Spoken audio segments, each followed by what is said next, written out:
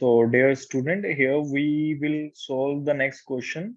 In that question, Mrs. Mehta buys 4 packets of milk, and in those 4 packets are at the rate of 60 per packet. उन 7 में से जो 4 packets उसने bye किए हैं, उनकी पर पैकेट की जो कॉस्ट है that is 60 rupees, and next 3 packets are at the rate of 55 per packet, और बाकी के जो 3 पैकेट्स हैं उनकी जो कॉस्ट है that is 55 rupees. Now we have to find how much money did does she spend in all. अब उन्होंने टोटल मनी कितनी स्पेंड की है वो हम पता लगाएंगे इस क्वेश्चन में. So the cost of 4 packets if rate is 60 rupees, अगर जो रेट है वो 60 रुपीज है, we have to find the value of uh, we have to find the value of 4 packets. उनकी 4 पैकेट्स की वैल्यू जो है वो हम पता करेंगे यहाँ पे. तो उसके लिए हम क्या करेंगे, यहाँ इनको इनटू करवा देंगे 4 को 60 से. अगर 4 को 60 से इनटू करवाएंगे that will be equal to 240 rupees.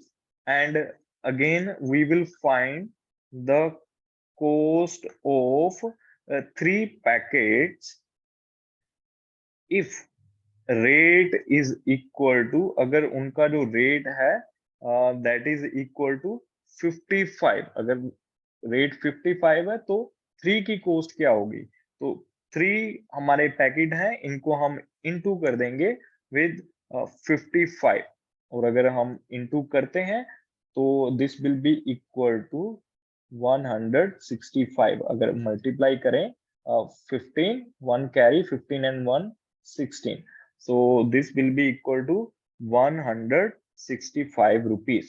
तो दोनों की कॉस्ट पता चल गई. तो टोटल कॉस्ट ऑफ बोथ, और the money she spent is equal to, वो किसके इक्वल आएगा, उन दोनों को प्लस इन दोनों के सम के इक्वल. 240 प्लस रुपीज 165, इन दोनों के सम के इक्वल आएगा, जो किसके इक्वल होगा, that is equal to rupees 240. यहाँ पे प्लस कर लेते हैं इन दोनों को. 5, 6 and 4 10, and 1 carry, 2 and 1 3, and 1 4 will be equal to 405 rupees. This will be the answer of this question. If you have any doubt then you can ask. आप पूछ सकते हैं, you can comment. Okay, and now let's move to the next question of this. And 1 pen cost rupees 9. If you have 176 rupees, how many pens can you buy and how much money will be left? देखो कितना अच्छा question है. इस question में हमें बता रखा है कि कॉस्ट ऑफ 1 पेन इज 9. एक पेन की जो कीमत है वो 9 रुपीज है, एंड हमें हमारे पास 176 अगर रुपीज हो तो हम कितने पेन्स बाय कर सकते हैं और कितनी मनी जो है हमारे पास बच जाएगी. तो हम क्या करेंगे, हम लिखेंगे the cost of 1 pen is equal to, एक पेन की जो कॉस्ट है that is equal to 9 rupees, and number of pens we have to buy. उसके लिए हम क्या करेंगे, नंबर ऑफ पेन्स पता करेंगे.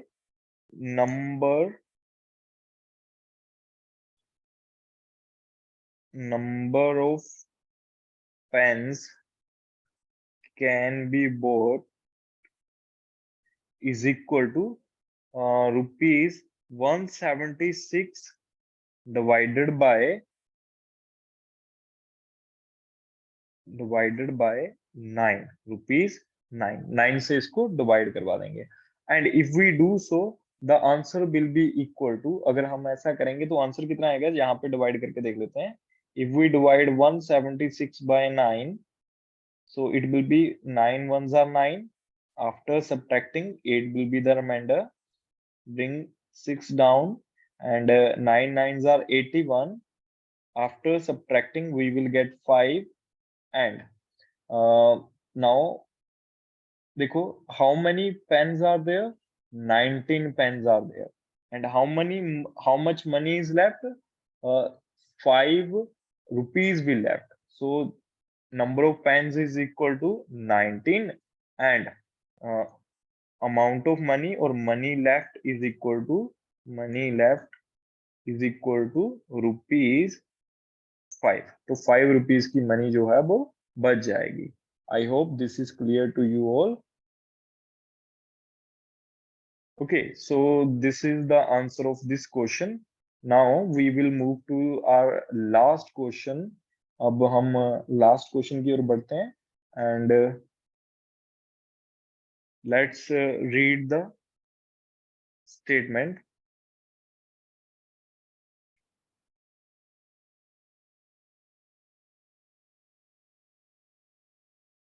Mohit buys 5 kg of sweets that cost 350 per kg.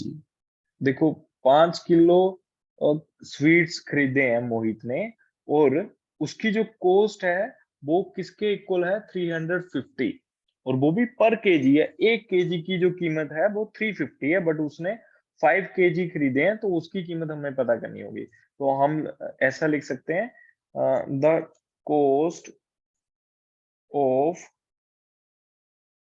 5 kg sweets वो क्या होगी दैट इज इक्वल टू कितने केजी हमने लिया 5 और कॉस्ट 1 की क्या थी 350 रेट से इंटू कर देंगे. अगर 5 से हम इंटू करते हैं 35 350 को this will be equal to 5 zeros are 0 5 5s are 25 2 will be the carry and 5 3s are 15 and 2 17.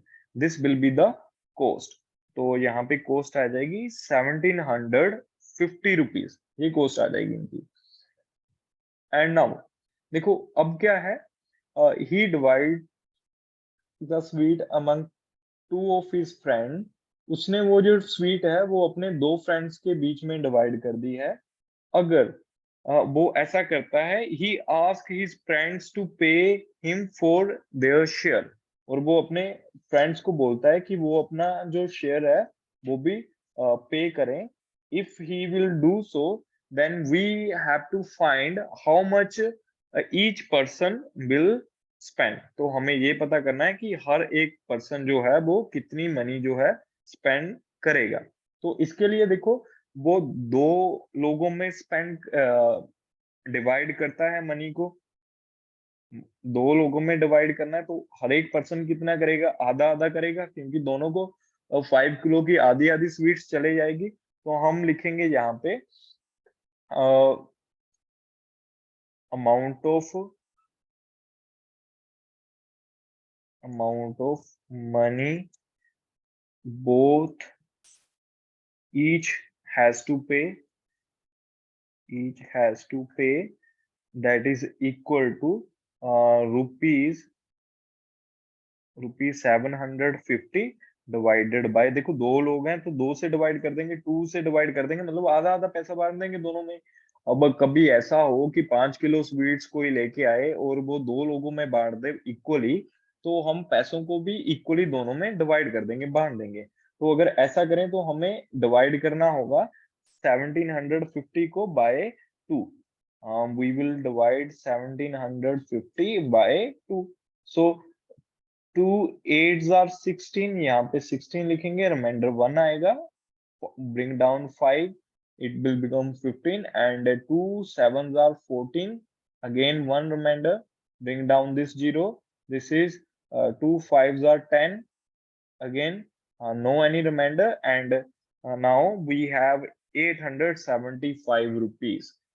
this amount of money each has to pay. इतनी मनी जो है हर एक को पे करनी होगी. so this is the last exercise of money chapter. students you can ask if you have any doubt.